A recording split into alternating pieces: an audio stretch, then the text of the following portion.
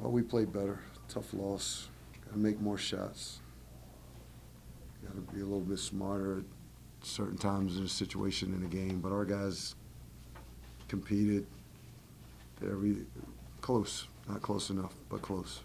Kevin, I think we're down 17 in the second half. What allowed you to get back into the game and give yourself a chance? We started playing. We started pressing them. We started believing that we could play with them. I don't necessarily know the first half, but we played with as much confidence as we did the second half. And once we started speeding them up, forcing them into some turnovers and getting us up and down in the court and getting some easier baskets as opposed to just sitting in the half court trying to execute. So we were able to make our run. Did you find it difficult to score against them in the half court? They're very long. But they're eighth in the country in shot blocks. So we just kept stressing when you get down to the basket, you're either going to need a finish, you're going to need a shot fake, or you're going to need to find the next open guy because we know they're all capable of going and blocking shots. And they made a couple shots at the end. You got it back to 3, and then they made a couple shots at the end. I mean, is that what separates them from everybody else? Well, the 1 second shot clock separates you, Kyle. That's all. That 1 second shot clock separated. That was big. It's just big. 1 second. It was a long review. What were they looking at? Was there? I would think if I'm at home, I know when I'm on the road, that would have been a shot clock violation. I just know that. Coach, tonight, or today, you decided to start Cedric Altman instead of Mervyn James. Was that more to give Altman a chance or to give Mervyn James a... No, there's no comment. Alan, what allowed you guys to get back into the game in the second half? Like Coach just said, playing with confidence that we should have been playing with from the beginning, but we didn't. Yeah, that was a major thing. Getting up in them, letting our defense lead the offense, getting stops, and scoring on the other end.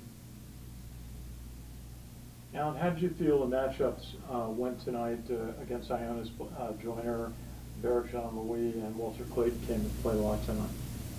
Wait, can you repeat that? How did you feel the matchups, yourself against and the other guard, or Ryder against Iona's guards? Are you asking, do I like my matchup against them? Yeah. Oh, yeah. I feel like I did okay. Just, it's a team sport. It's not even about the matchup, so everybody had to win their matchup today, and we didn't. Coach, what do you think about the matchups again with Nelly Jr. Joseph? It seemed like you had 2 men down low all the time, trying to get offensive rebounds. How did you approach Nelly Jr. Joseph today? You got to keep him off the glass. Very good offensive rebounder. Very good defensive rebounder. He's a rim protector. You got to get him out on the perimeter as much. You got to get him in ball screens as much, and you got to attack him. You got to go at him. You got to get any good shot blocker. You got to attack him and go into his body. Can't go away from him because if you do, you're going to miss those shots. You got to be the aggressor and make Nelly have to force him to have to play defense. And I thought we did some good things. And again, if your shot gets blocked, so be it. Alan, you guys have you've had some very close losses. Again, today you're right in it. Do you still look at this league and say, it really could go to anybody when you get to Atlantic City? Yeah, definitely. We was talking about it earlier. We were 5 points away from going on an 8-game winning streak.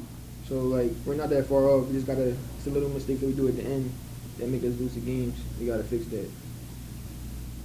Coach, when you played this team earlier in the season, you were down big and you weren't really able to claw your way back into the game. But today, you were down big again, but the team really dug in and fought really hard in the second half, and you were able to come back within 3. Do you think there's been some mental and emotional growth with this team? I mean, I definitely think we got better, but again, we just had a tough road swing early on, November, early December. We weren't ready then, mentally, physically. We were tired. I know people want to continue to say we don't shoot the 3 well, but game to game, it just depends. But we struggled down there. We're a different team, man. This is a different team. This team can beat anybody, including Iona. We can beat anybody. It's going to come down to matchups. We obviously need to try and win these next 2 games coming up. We can beat anybody, and anybody can be beaten in this league. I think you can see how log-jammed it is.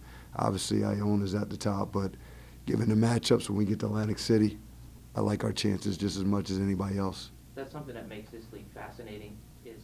It's great. Yeah, That's it's what you that- want. That's what you want. And I know Iona's playing well, and again, they're at the top of this league. But any given night in the MAC, being here 16 years, I know any team can win, and that's what's great about the MAC, and that's what will be great about this tournament coming up in 2 weeks.